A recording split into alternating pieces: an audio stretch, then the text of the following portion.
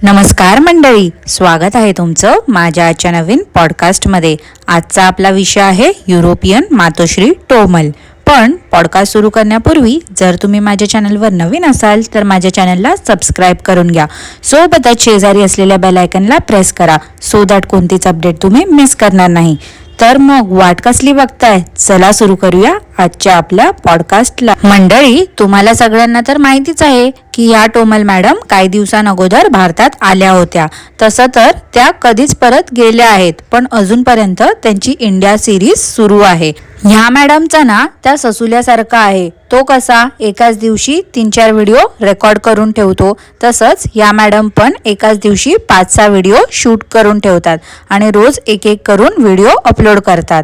गेल्या 3-4 दिवसापासून या मॅडमने एकच टायटल गोल गोल फिरवून त्यांच्या व्हिडिओला दिलं आहे. ते म्हणजे आज भारतात शेवटचा दिवस, आज माहेरी शेवटचा दिवस, सासरी शेवटचा दिवस, अखेर तो क्षण आला. टोमल मॅडम, तुमच्या व्हिडिओचे टायटल वाचून मला असं वाटते तुमचा चॅनल व्लॉगिंगचा कमी आणि टीव्हीवर दाखवणाऱ्या सिरियलचा जास्त वाटतो आहे. मंडळी, एकतर या टोमल मॅडम माहेरी 2 दिवस सासरी 2 दिवस असा खेळ खेळत होत्या. खरं म्हणजे त्यांना सासरी राहायला तर आवडत नाही, पण काय करणार, त्यांचे अंधभक्त सासू सुनेच्या जोडीला जास्त पसंती देतात ना. मागे नऊवारी नेसून दोघी सासू सुना युरोपला चुलीवरचं जेवण बनवत होत्या ना, आणि त्यांचा व्हिडिओ व्हायरल झाला होता. आणि न्यूजमध्ये ही गोष्ट जेव्हा आली तेव्हापासूनच खरं तर सासूवरचं प्रेम टोमल मॅडमचं ओतू चाललंय, बाकी काही नाही. आता तुम्हाला सगळ्यांना तर माहितीच आहे मंडळी की 2 वर्षापूर्वी या टोमल मॅडमच्या भावाच्या लग्नामध्ये त्यांची सासू आणि नंदा आल्या नव्हत्या. मी त्यांच्या भावाच्या लग्नाचा व्हिडिओ बघत होती तेव्हा मला एक कॉमेंट दिसली. त्यात एका ताईने टोमल मॅडमला विचारलं होतं की तुमची सासू का आली नव्हती लग्नात, मला त्यांना बघायची खूप इच्छा होती. त्यावर टोमल मॅडम असं बोलल्या की त्या होत्या व्हिडिओमध्ये, पुढच्या व्हिडिओमध्ये तुम्हाला त्या नक्कीच दिसतील. पण मी त्यांच्या भावाच्या लग्नाचे सगळे व्हिडिओ पाहिले, मला तर त्यांच्या सासू कुठेच दिसल्या नाही. मग या टोमल मॅडम असं का बरं बोलल्या असतील. असो तर मंडळी, या टोमल मॅडम जेव्हा 2 वर्षापूर्वी भावाच्या लग्नानिमित्त आल्या होत्या आणि पूजेच्या दिवशी त्या त्यांच्या वहिनीला बोलल्या होत्या की तिला ते मुलीसारखं ठेवणार आहेत. आणि मागे एप्रिलमध्ये जेव्हा त्या भारतात आल्या होत्या तेव्हा बोलल्या होत्या की भाऊ वहिनीला त्यांनी भेटायला बोलवलं आहे. त्यावेळी त्यांचा भाऊ वहिनी त्यांच्या लहान बाळाला घेऊन आले होते आणि टोमल मॅडम तर एवढ्या रडत होत्या भावाला भेटून की विचारूच नका. एवढं छान बहीण भावाचं नातं यांचं. मग यावेळी त्यांचा भाऊ वहिनी बाळाला घेऊन का बरं आले नसतील. टोमल मॅडमला खूप लोकांनी विचारलं पण होतं की भाऊ वहिनी का नाही आले, तर त्यांनी रिप्लाय पण 2-3 वेळा वेगवेगळे दिले. की एकदा बोलल्या ऑफिसमुळे त्यांना सुट्टी नव्हती म्हणून येऊ नाही शकले, एकदा बोलल्या की काही हेल्थ इश्यूज आहेत म्हणून नाही आले. पण मंडळी, तुम्हीच सांगा कोणता भाऊ असेल जो आपली बहीण एवढ्या लांबून आली आहे तर तिला भेटायला नाही येणार.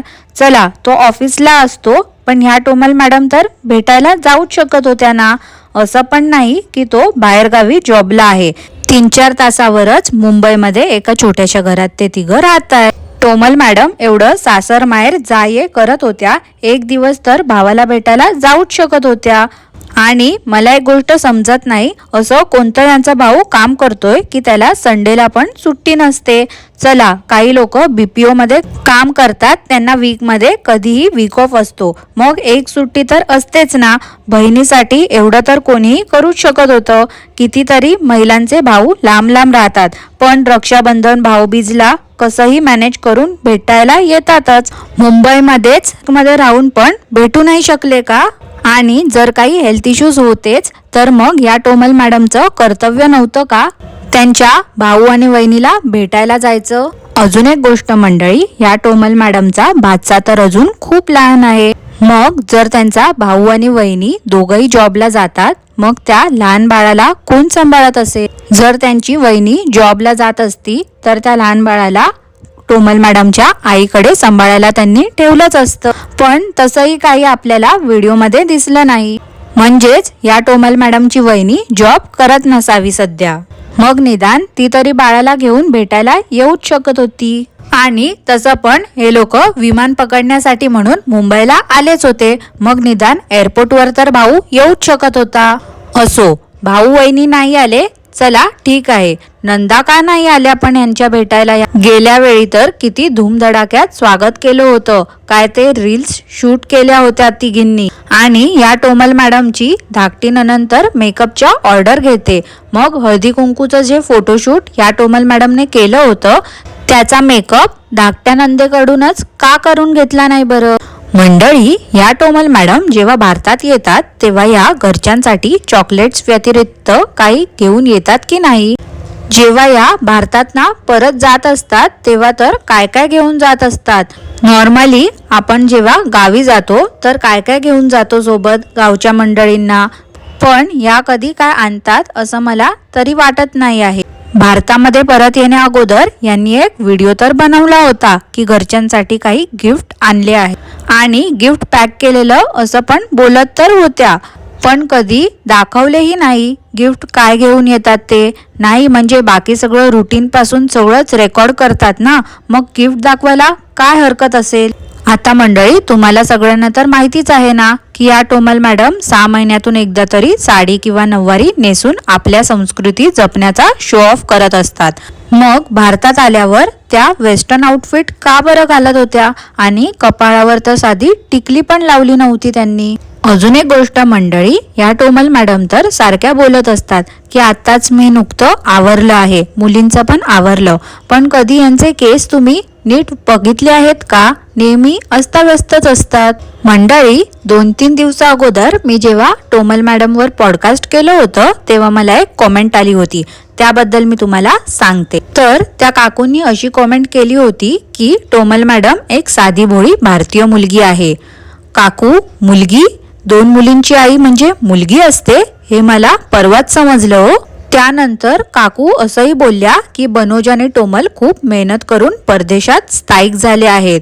काकू, मला एक सांगा बघू, टोमल मॅडम तर घरातच असतात, बिचारे बनोजराव जॉब करतात, मग या टोमलनी काय मेहनत केली हो? सगळी मेहनत तर त्या बिचाऱ्या बनोजरावांचीच आहे. आणि मंडळी, मला एक गोष्ट समजत नाही, या टोमल मॅडम भलेही लांब राहतात पण आजच्या व्हिडिओमध्ये तुम्ही पाहिलत का किती ओव्हर ऍक्टिंग चालू होती ती? टोमल मॅडम एवढ्या रडत होत्या आईला भेटून की विचारूच नका.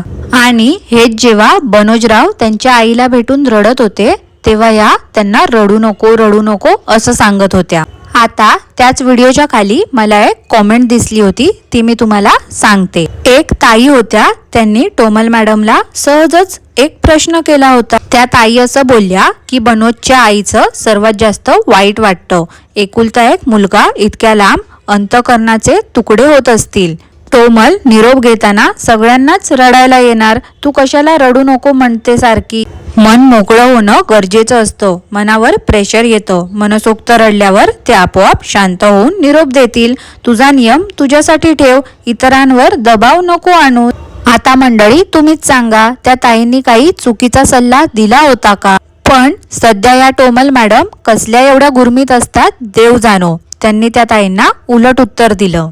टोमल मॅडम बोलतात तर काय, माझी फॅमिली आहे तर मला समजते कसे बोलायचे, मी पण आईला एकुलती एकच आहे.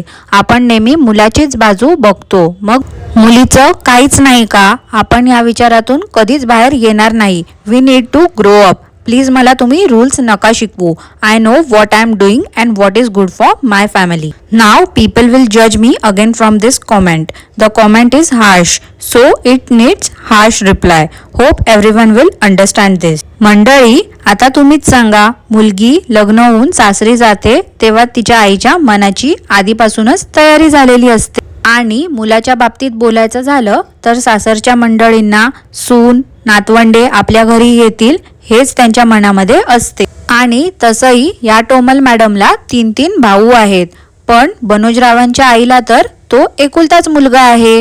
मग असं असताना पण या टोमल मॅडमला त्या कॉमेंटला एवढा हार्श रिप्लाय देण्याची काय गरज होती? थांबा हा मंडळी, मी तुम्हाला त्या कॉमेंटचा स्क्रीनशॉट दाखवते.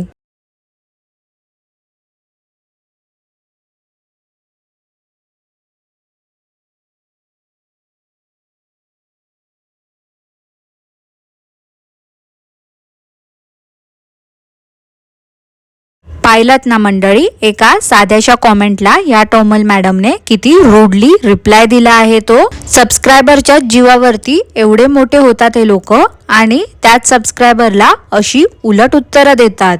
काय हक्क आहे अशा लोकांना स्वतःला सोशल इन्फ्लुएन्सर बोलून घेण्याचा? काय शिकावं एखाद्याने या टोमल मॅडम कडून? काय मंडळी, तुम्ही देखील माझ्या मताशी सहमत आहात ना? नक्की मला कॉमेंट करून कळवा. आणि आजचा पॉडकास्ट मी इथेच थांबवते. आजचा पॉडकास्ट तुम्हाला आवडला असल्यास लाईक करा, शेअर करा, चॅनलला सबस्क्राईब करायला विसरू नका. सोबतच शेजारी असलेल्या बेल आयकनला प्रेस करा सो दॅट कोणतीच अपडेट तुम्ही मिस करणार नाही. धन्यवाद.